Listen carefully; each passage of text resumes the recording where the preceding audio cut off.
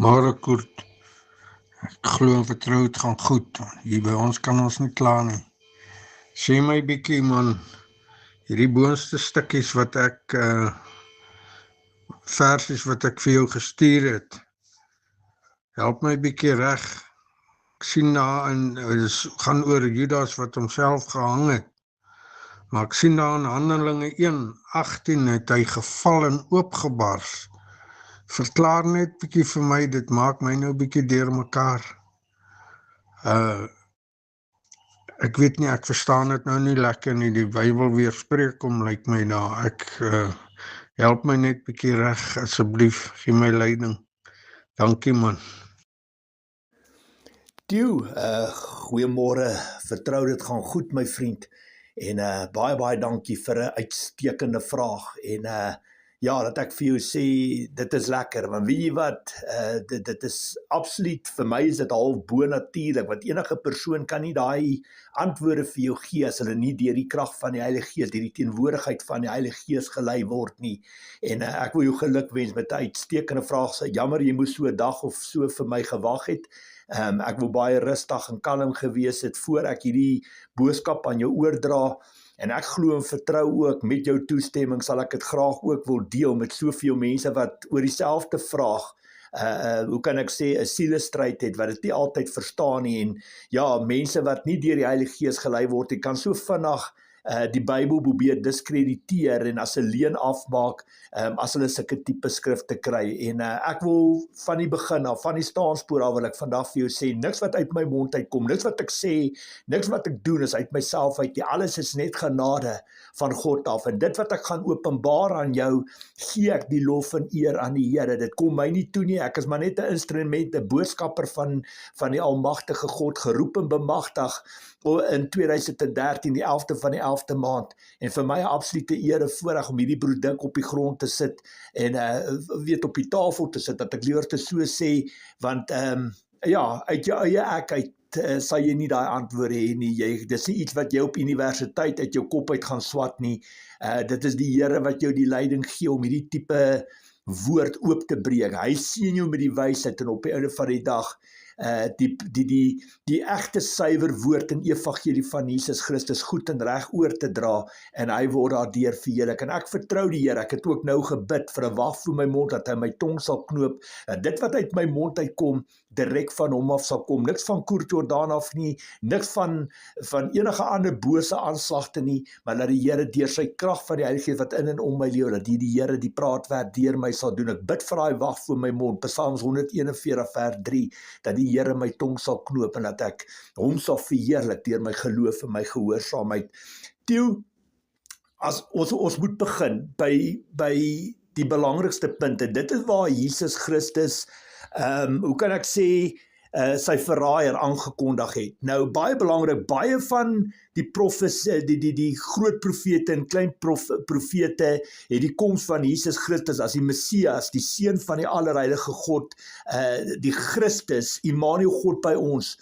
Baie van die profete in die Ou Testament, klein en groot profete, konings, het Jesus se koms geprofeteer, en alles moes 100% uitgespeel het, soos die profesie, hoe kan ek sê, soos die profesie uitgespreek het. Dit kan ons altyd sien, dit wat in die Ou Testament geprofeteer het presies so in die Nuwe Testament uitgespeel, alles presies, baie van dit wat Jesus deurgemaak het, en sy vervolging, en ja, dis hoe ek vir jou sê, jy weet wat, jy moet na die Ou Testament en die Nuwe Testament kyk, om 100% te verstaan hoe hierdie dinge homself uitspeel, en dis hoekom ek jou wil terugvat, wat Jesus, toe hy die nagmaal ingestel het, wat hulle om daai tafel gesit het, het hy die volgende gesê, Matteus 26 vers 24, ek gaan so 1, 2, 3, 4 skrifte vir jou gee, hoor hierso wat gee die Here vir my, wat ons moet ek wil amper sê by die begin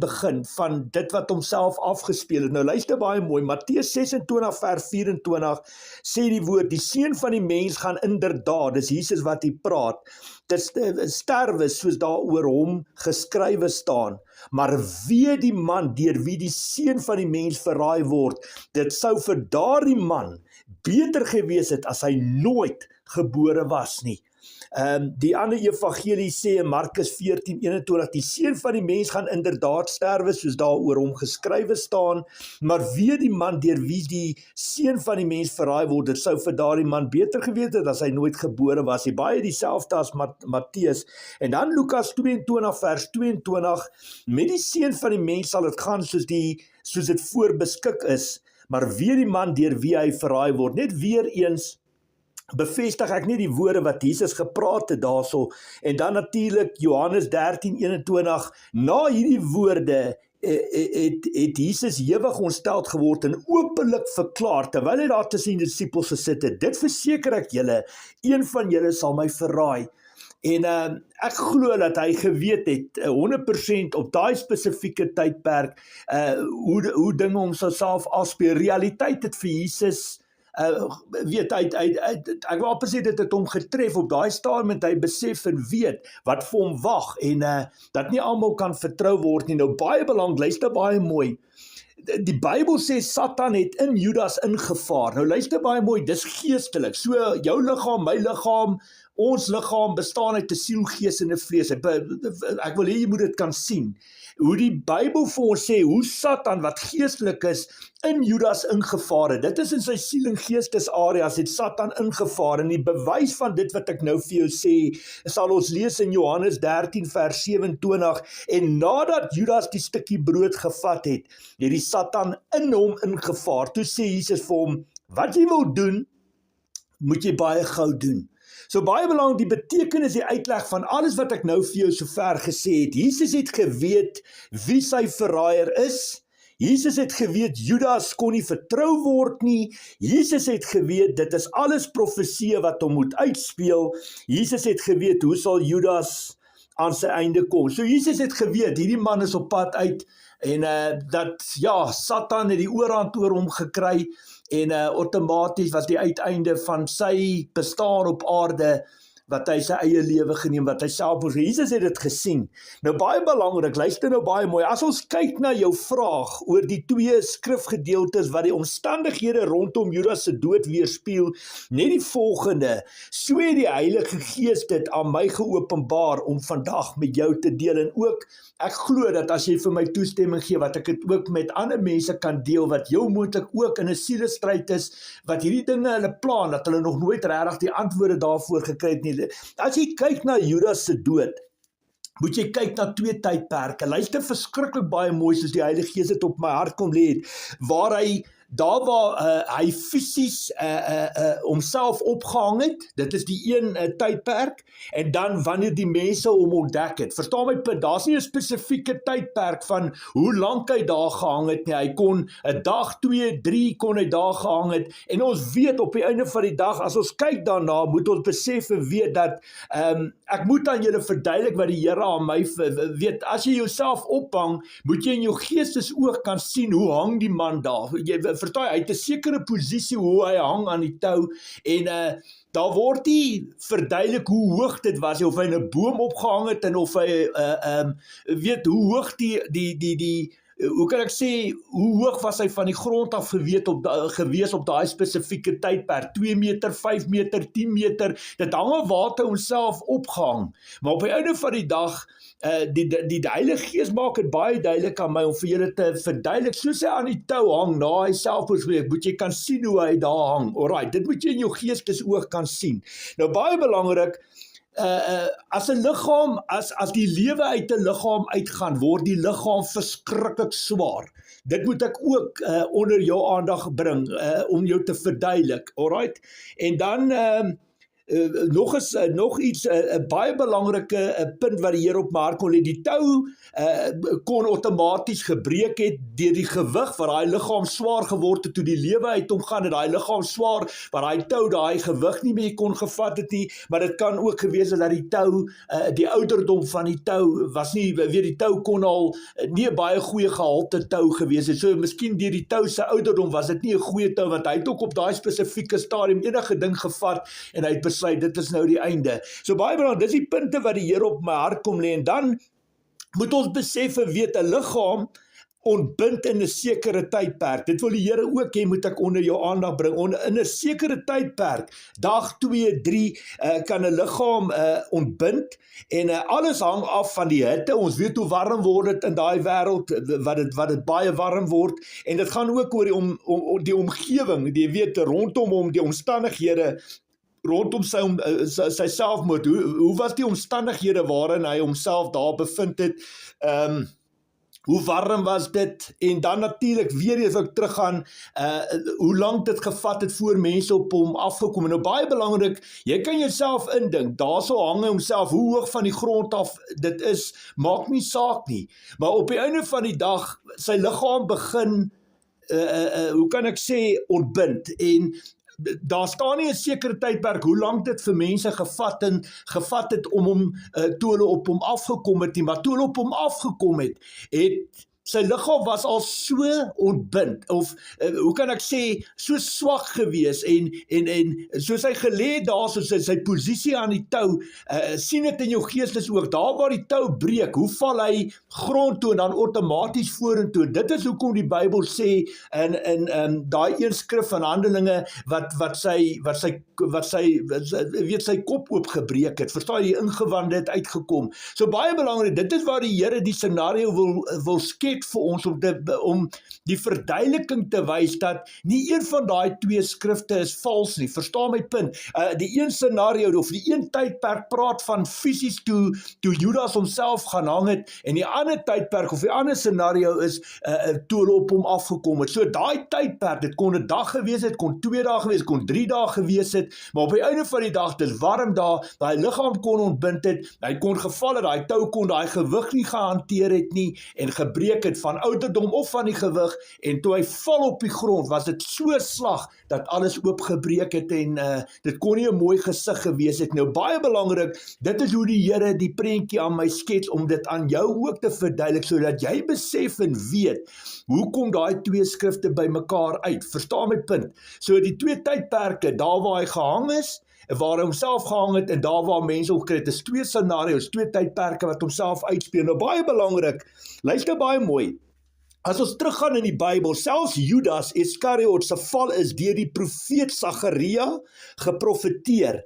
Selfs die grond wat gekoop is deur die geld wat die Jode as losprys vir Judas betaal het vir die uitlewering van Jesus, is alles geprofeteer. En die skrifte wat die Here vir my gee om dit met jou te deel, is Sagaria 11 vers 12 en vers 13. Sagaria 11 vers 12 en 13. Ek het vir hulle gesê, as julle wil, gee my loon. As julle nie wil nie, laat staan dit. Hulle toe my loon afgeweeg, 30 stukke silwer. Die Here het vir my gesê, gooi dit vir die pottebakker. En dit was nogal die kosbare loon wat hulle gemeen het ek werd is. Maar ek het die 30 stukke gevat en dit in die huis van die Here vir die pottebakker gegooi. Alright, dis die profesie wat homself uitgespeel het daar. Ook gee die Here vir my Matteus 27 vers 5 tot 10.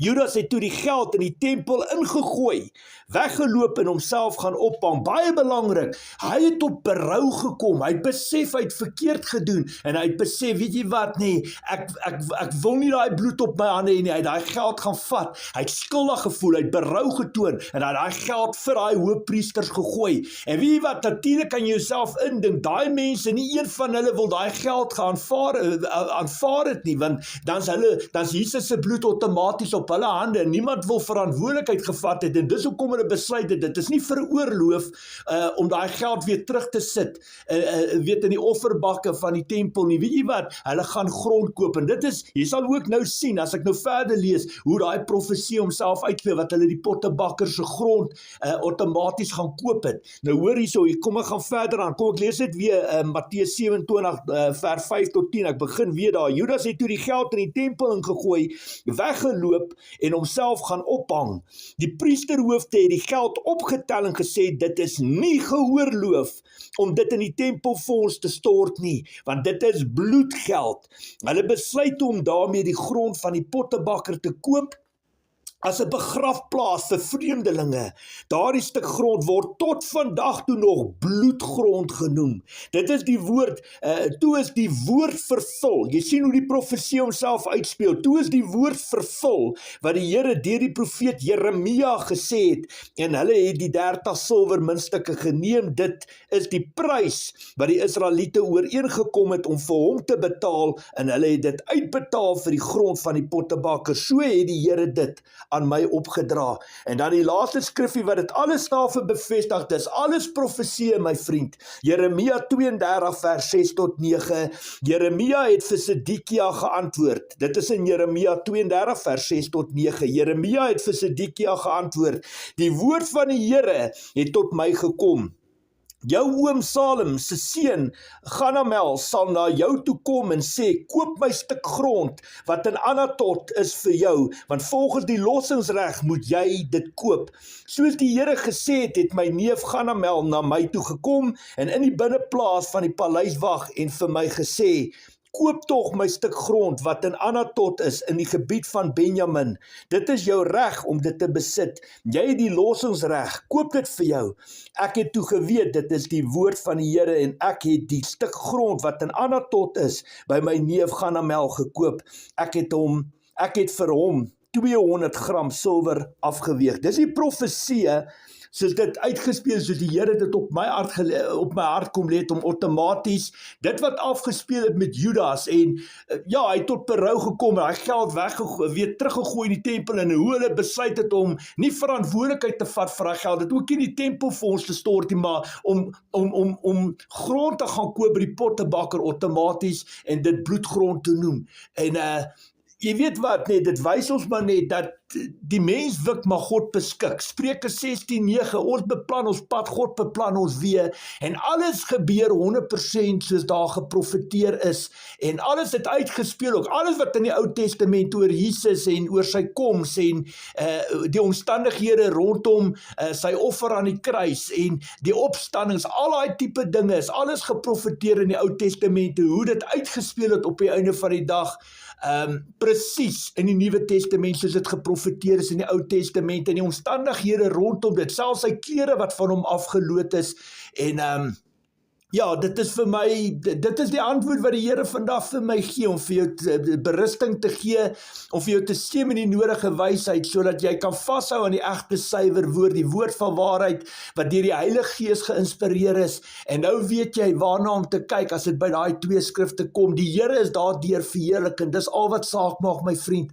Ek dank jou vir 'n uitstekende vraag, ek dank jou vir die voorreg om hierdie brood met jou te breek, want saam word ons geseën met die wysheid uit die hemele uit, wat God ons voed met die brood van die lewe, en dat ons het ons gawes verniet ontvang, ons moet dit verniet kan uitdeel, ons kan hierdie brood vat, en ons kan dit met ons medebroers en susters, reg om die wêreld kan ons dit deel, en sê, hoor wat die Heilige Gees aan ons geopenbaar het, sien hoe kom daai woord, daai skrifte by mekaar, en ons Vader in die hemel word daardeur verheerlik. Ons prys Jesus, ons prys hom vir dit wat hy vir ons aan die kruis kom doen het, vir die opoffering, en ons is absoluut opgewonde om vas te hou aan die woord, aan die evangelie. Ja, Jesus het ook baie profesie uitgespeel, en as iets geprofeteer is, gaan dit heeltemal so uitspeel.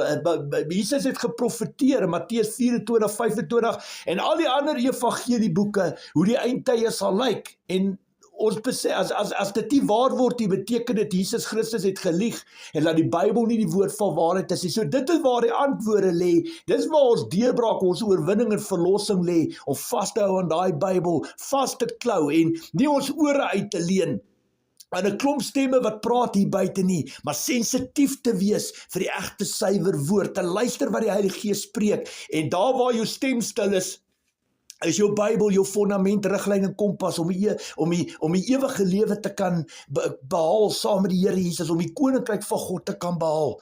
Ek dank jou vir die voorreg deel, om hierdie woord te breek, en al die lof en eer kom die Here toe. Ek sal nooit die eer vir myself vat nie. Ek sou nie hierdie antwoorde sonder die Here kon geopenbaar het nie. Aan hom gee ek die lof en eer. Wat 'n besonderse voorreg om vandag hierdie brood af te lewer, my vriend, dit op 'n skinkbord te plaas en absoluut saam met jou te groei en die Here die lof en eer daarvoor te gee. Ek wens vir jou 'n baie mooi en geseënde dag verder toe. Mag die Shalom vrede van ons almagtige God ook oor jou en jou huisgesin se lewe spoel en bly gefokus, hou jou oë gefokus op Jesus en op sy koninkryk en dankie vir waardevolle ondersteuning. Dis absoluut kosbaar en goud werd en ons dank die Here daarvoor om as 'n Christelike familie hande te kan vat en net saam stap vir stap hierdie pad te stap en die Here absoluut daagliks onvoorwaardelik te vertrou. Hy is Here en hy is God, hy is die Almagtige. Daar's niemand anders soos hy nie. Wees geseënd my vriend, ons praat gou weer, hoor, groetnis, bye bye.